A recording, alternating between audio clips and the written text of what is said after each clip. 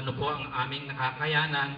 May mga local coordinators tayo, kung may kailangan kayo. Nandyan po si Elena na nag-umpisa po ng early as October. Ako po, kailan lang naman po niyo ako nakita. Dahil nga po, sa nais ng mga administrators na ilunsad kaagad ang bagong sinag sa bayan ng Paniki upang makamove on tayo, we go sa province-wide hanggang marating natin ang marami pang mga batang may kapansanan.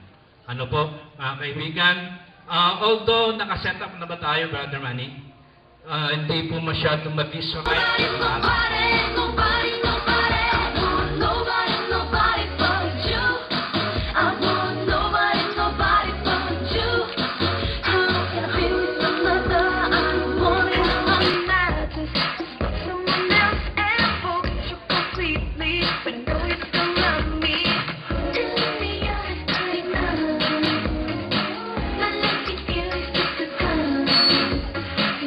Commentors here at Paniki North Central Elementary School and Tablang Elementary School, to the very supportive PTSA officers, to all the visitors in this launching of Bagong Sinag Foundation. May bahay, walang iba po kundi si Ana Revilla.